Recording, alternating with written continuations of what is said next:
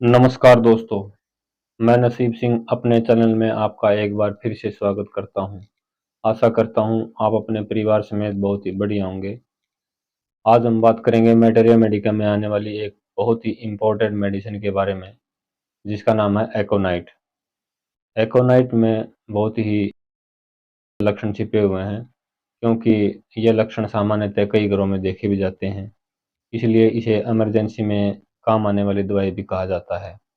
तो चलिए दोस्तों, आइए जान लेते हैं इसके लक्षण कौन कौन से हैं। सबसे पहले हम बात करेंगे एक्रोनाइट के मुख्य लक्षण की। इसका मुख्य लक्षण भय माना जाता है।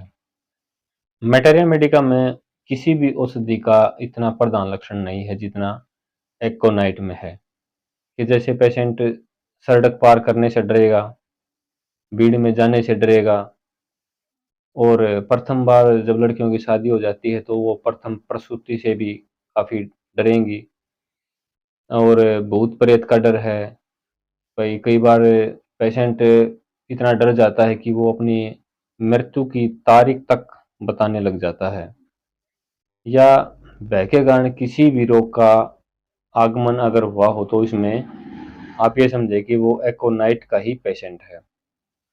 तो दूसरी बात यह है कि एकोनाइट का जो पेशेंट है वो ठंड को बिल्कुल भी पसंद नहीं करता है, और इसमें भय लगातार बना रहता है। एकोनाइट भय के मामले में होने वाली बीमारियों में काफी लाभ करने वाली दवाई है।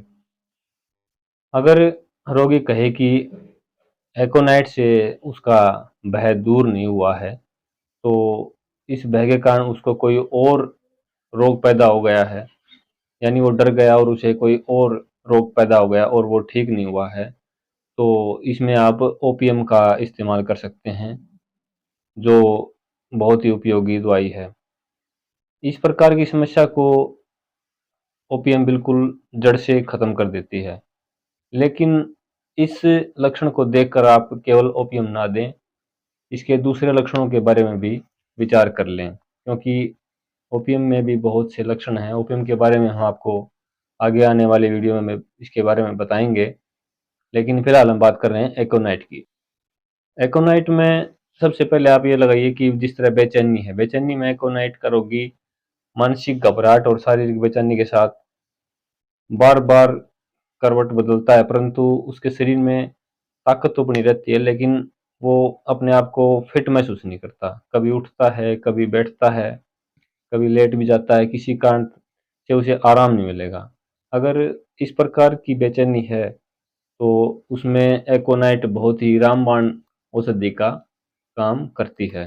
उसमें आप इसे एकोनाइट दे सकते हैं, बहुत ही इम्पोर्टेंट दवाई मानी जाती है इस मामले में। कई बार क्या होता है कि शुष्क शीत यानी सूखी ठंड, जिस हवा में आप ये समझिए कि नमी ना हो, यानी बिल्कुल सूखी हो और काफी ठंडी हो, उसके चपेट में आने से जो रोगी अचानक बीमार हो जाते हैं, तो उनमें सबसे पहले अगर आप देखेंगे तो एकोनाइट ही लाभ करती है। उदाहरण के तौर पर मैं आपको बता दूं, जैसे आप बाहर घूमने गए, बाहर सूखी ठंड पड़ रही है और आप हल्के कपड़ों में वहां गए हुए हैं, तो आप शाम तक बीमार हो जाएंगे और आपको खांसी और बुखार भी साथ साथ हो जाएगा। इसमें अगर आप एकोनाइट देंगे तो एक ही खुराक में आपको आराम महसूस होने लगेगा। कौन सी बीमारी में कितनी दवाई देनी है, ये हम आपको वीडियो के अंत में बता देंगे।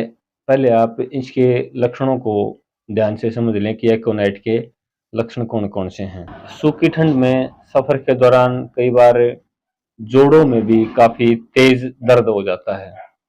पुराने जोड़ों के दर्दों में तो यह काम नहीं करेगी, लेकिन अगर आप ठंड में कहीं गए हुए हैं और अचानक ही आपको शाम को जोड़ों में दर्द हो गया, तो उस समय एक्ोनाइट बहुत ही बढ़िया काम करती है।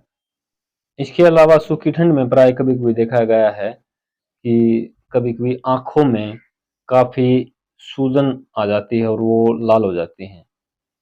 ये इतनी जल्दी होता है कि आपको पता भी नहीं चलता कि ये कैसे हो गया। इस प्रकार की अगर सूजन हो जाती है तो आप एकोनाइट दे सकते हैं।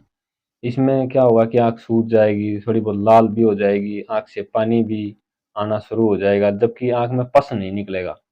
अगर पस निकलेगा तो उसके लिए कोई अलग दूसरी मेडिसिन आपको देनी पड़ेगी, लेकिन फिलहाल मैं आपको प्राथमिक उपचार के बारे में बता रहा हूँ कि अगर ठंड लगने से केवल आँखों में सोजिश आ गई हो और उनसे पानी टपक रहा हो, आँख लाल हो गई हो, तो उसमें आप एकोनाइट दे सकते हैं। ये बहुत ही अच्छा इसमें इसका रिजल्ट है। तो चलिए बात कर लेते हैं बुखार की।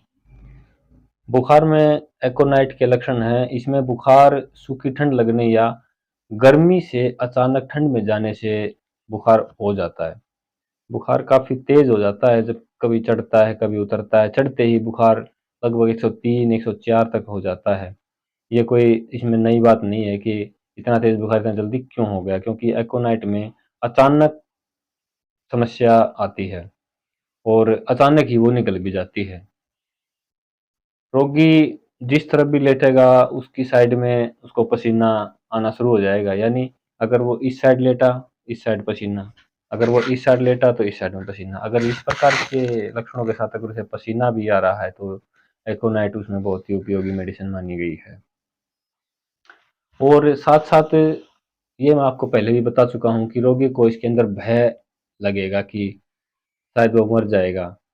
तो अगर और बार बार पानी पिएगा, थोड़ी थोड़ी देर में वो बार बार पानी पिएगा, उसको ऐसी प्यास लगेगी जैसे वो पानी पीता रहे। कई बार तो क्या होता है कि ज़्यादा पानी पीने की वजह से उसे उल्टी भी लगनी शुरू हो जाती हैं और वो अपने शरीर को ढककर रखना पसंद नहीं करता, वो अपने शरीर को खुला रखना ही पसंद करता है। अगर ये लक्षण है तो आप इसमें एकोनाइट दे सकते हैं। इसमें एकोनाइट का बहुत ही अच्छा रिजल्ट आता है।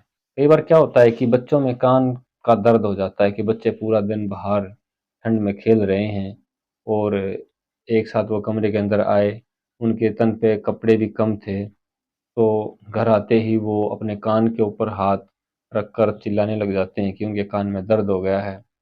या अगर शाम तक भी उसमें कई बार दर्द होना शुरू हो जाता है, अगर दिन में ना हो तो अगर उसको ठंड लग गई होगी तो शाम को भी हो सकता है कि कान में दर्द हो जाए और उसके कान में सोजिश भी आ सकती है।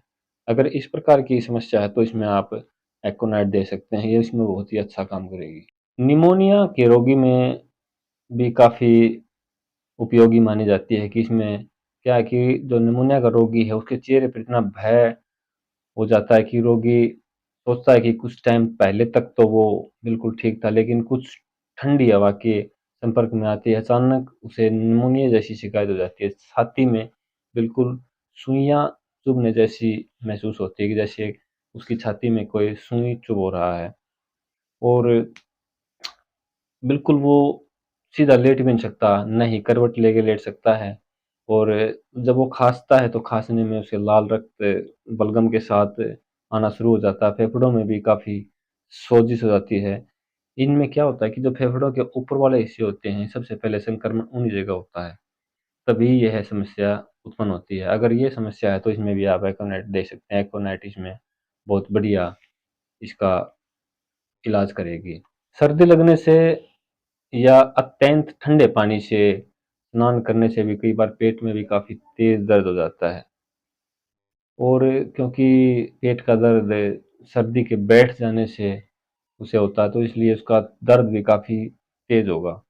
उल्टी आदि भी कई बार होने लगती हैं, इसके साथ घबराहट और मृत्यु का भय भी पेशेंट में नज़र आने लग जाता है। अगर ये लक्षण है तो इसमें भी एकोनाइट बहुत ही अच्छा काम करेगी, इसमें आप एक बार ज़रूर दे के देखें। अगर भय के साथ सिर में जलन, स्नायु मार्ग में जलन या रीढ़ की हड्डी में या बुखार आदि में साथ में जलन भी हो, तो भी एकोनाइट काफ़ी अच्छा रिस्पॉन्स दिखाती है। अगर बीमारी के साथ अगर जलन भी है, तो इसमें आप उसे दे सकते हैं। रोगी को इसमें बार-बार प्यास भी लगती है, इस बात का भी आप विशेष ध्यान रखें। ठंड में गले की सूजन के साथ-साथ जलन व प्यास के साथ टॉन्सिल भी कई बार हो जाते हैं, जिसमें पेशेंट को निगलने में काफ़ी परेशानी का सामना करना पड़ता है। इसमें अगर आप देखेंगे तो जिसको ये समस्या होगी तो वो रोगी रक्त प्रदान होगा, तंदुरुस्त होगा। ठंडी हवा में जैसे ही वो बाहर निकलता है वो अपने आप बीमार हो जाएगा, क्योंकि ठंड उसे सहन नहीं होती। वो उसी दिन अचानक गले की परेशानी महसूस करने लगेगा, तेज बुखार भी हो जाएगा और ज़्यादा घबरा भी जाएगा और साथ में ठंडा पानी पीने की इच्छा जाहिर करेगा। अगर इस प्रकार की समस्या है तो अभी आप इसमें एकोनाइट दे सकते हैं। एकोनाइट इसके लिए भी काफ़ी उपयोगी दवाई मानी गई है। साइटिका के दर्द में भी यह काफ़ी उपयोगी है, लेकिन वो साइटिका का दर्द ठंड लगने से हुआ हो, इस बात का आप विशेष ध्यान रखें। क्योंकि कई बार पेशेंट सफ़र में जाता है और वो काफ़ी हवा में रहता है, और जब वो घर आता है तो वो अपने टांग को पकड़ के कहता है कि मुझे दर्द हो गया है, और पूरी टांग में दर्द हो गया है। तो उसमें आप समझ जाइए कि उसकी वायु जो है वो स्नायु मार्ग के अंदर से रुक गई है, और उसे तो इसमें अगर ये दर्द उत्पन्न हो गया है तो इसमें भी आप ये समझें कि एकोनाइट बहुत ही कामयाब दवाई इसमें मानी गई है, अगर साइटिका का दर्द ठंड के कारण हुआ हो तो। अगर ठंड से सिर दर्द हो रहा हो, इसका दर्द इतना तेज आता है कि मस्तिष्क और खोपड़ी काफी बिल्कुल जलने लगती हैं। बुखार भी बहुत तेज होता है, कभी न कभी कहीं न कहीं जुकाम भी कई बार हम जब रोक देते हैं तो उसके बाद भी सर में काफी दर्द पैदा उत्पन्न हो जाता है। इसमें व्यक्ति, मैं आपको पहले ही बता चुका हूँ कि व्यक्ति इसमें रक्त प्रदान होगा और साथ में काफी भयभीत भी होगा। अगर इस प्रकार की समस्या का कोई पेशेंट है तो उसमें भी एकोनाइट काफी उपयोगी मानी गई है। कई बार ये दर्द गर्मी में भी हो जाता है। अगर दर्द आपका तुरंत आया हो, बहुत स्पीड से आया हो, तो आप समझ जाइए कि वो एकोनाइट से ही ठीक होगा। अगर अचानक दांत में दर्द हो जाए जिसकी वजह ठंड हो, पेशेंट कुछ टाइम के लिए ठंड में रहा हो, तो इसमें भी एकोनाइट की 1-2 बूंद रुई के फोए में लगाकर दांत के ऊपर लगा लेने से दांत का दर्द बिल्कुल शांत हो जाएगा। इसके लक्षण केवल ठंड लगने से ही नहीं होते, बल्कि कई बीमारियों में इसके लक्षण भीषण गर्मी से भी उत्पन्न हो जाते हैं। उसमें भी ये काफ़ी उपयोगी मेडिसिन है। कोई भी रक्त प्रदान व्यक्ति जब लू से सिर दर्द, पेट में दस्त आदि अचानक शुरू होने जाने वाली बीमारी, कोई भी अचानक उसे अगर कोई परेशानी हो जिसकी वजह गर्मी हो, तो उसमें भी एकोनाइट काफ़ी उपयोगी मानी गई है। इसलिए इस बात का भी आप विशेष ध्यान रखें, क्योंकि इसके अंदर हम आपको पहले बता चुके हैं कि इसमें जो भी लक्षण है वो अचानक ही पेशेंट में उभरेंगे। इसलिए अचानक अगर किसी भी समस्या से उसको कोई भी लक्षण उभरा हो तो उसमें एकोनाइट काफ़ी उपयोगी दवाई मानी गई है। कई बार स्त्रियों में और छोटे बच्चों में इतना भय हो जाता है कि वो बीमार पड़ जाते हैं। कभी-कभी तो स्त्रियों को इतना भय हो जाता है कि गर्भपात भी हो जाता है उनका। छोटे बच्चों में माँ-बाप या अध्यापक का भय इतना हो जाता है कि उन छोटे बच्चों को दस्त भी लग जाते हैं, उल्टी आदि, पेट में दर्द, बुखार तक चढ़ जाता है। अगर इस प्रकार की समस्या स्त्रियों में, अगर छोटे बच्चों में हो रही है तो आप इसमें एकोनाइट दे सकते हैं। एकोनाइट भी बहुत ही इसमें उपयोगी साबित होगी अगर आप इसमें देंगे तो। चलिए बात करें अगले लक्षणों के बारे में। नवजात शिशुओं में भय के कारण कई बार पेशाब नहीं उतरता है, यानी नवजात शिशुओं में भय के कारण पेशाब का रुक जाना, क्योंकि बच्चे जब जन्म लेते हैं तो उनके लिए ये संसार काफ़ी नया होता है, और वो संसार में आकर काफ़ी डर जाते हैं। वो समझ नहीं पाते कि आखिर हम कहाँ आ गए। तो अगर इस प्रकार की समस्या है, बच्चे का पेशाब रुक गया है, बच्चा बिल्कुल 1 या 2 दिन का है, तो उसमें भी आप एकोनाइट की 1 बूंद दे सकते हैं। इससे उसकी समस्या बिल्कुल सही हो जाएगी। क्योंकि मैं बार-बार आपको यही बता रहा हूँ कि इसमें डर इसका एक मेन लक्षण है। अगर डर से कोई भी बीमारी हुई हो, तो उसमें एकोनाइट बहुत ही उपयोगी साबित होती है। कभी-कभी ठंड लगने से भी किसी अन्य कारण से, अर्थात मानसिक आघात से, फेफड़ों की छोटी-छोटी जो धमनियाँ हैं, वो बिल्कुल संकुचित हो जाती हैं, यानी वो बिल्कुल उनके अंदर रुकावट पैदा हो जाती है, और इससे रोगी को दमा तो नहीं, लेकिन दमे जैसी प्रॉब्लम शुरू हो जाती है। इस प्रकार का व्यक्ति आपको देखोगे तो रक्त प्रदान मिलेगा, और ये समस्या ज़्यादातर महिलाओं में आपको देखने को ज़्यादा मिलेगी। इसमें पेशेंट जल्दी-जल्दी साँस लेगा और उसको ज़्यादा घबराहट होगी। रोगी बिस्तर पर कई बार लेट भी नहीं पाता, उसको इतनी परेशानी हो जाती है। और वो कई बार तो गला भी पकड़ लेता है और अपने कपड़ों को भी बिल्कुल फेंकना शुरू कर देता है उतार-उतार के। उसको प्यास भी काफ़ी ज़्यादा लगती है। रोगी बहुत ज़्यादा डरा-डरा महसूस होगा आपको जब ये समस्या होगी। इसके साथ-साथ हृदय में भी काफ़ी दर्द पैदा हो जाएगा, क्योंकि जब वो डरेगा तो हृदय के ऊपर दबाव बढ़ेगा और उसमें भी दर्द उत्पन्न होगा। साथ-साथ पसीना भी बहुत ज़्यादा उसको आने लगेगा। ऐसे समय में एकोनाइट बहुत अच्छा काम करती है। अगर ये समस्या है तो इसमें भी आप एकोनाइट दे सकते हैं। मैंने आपको एकोनाइट के मेन-मेन कारण सभी बता दिए हैं और आप शायद इन्हें समझ भी गए होंगे। अब बात करते हैं इसको लेना कैसे है। एकोनाइट को आप 30 पोटेंसी में 4 से 5 बूंद दिन में 2 से 3 बार खाली पेट ले सकते हैं। यह खुराक बड़ों के लिए मैंने आपको बताई, यानी जिसकी उम्र 20 साल से ऊपर है, वो 4-5 बूंद दिन में 2-3 टाइम ले सकते हैं। छोटे बच्चों में आप 1-2 बूंद दिन में 3 बार दे सकते हैं, वो भी खाली पेट। इसको आप 2 चम्मच पानी में या डायरेक्ट अपनी जीभ के ऊपर डालकर ले सकते हैं। याद रखें दोस्तों, यह दवाई नए रोगों के लिए है, यानी जो अचानक हुआ हो, ज़्यादा पुराना रोग अब इसमें ठीक नहीं होता।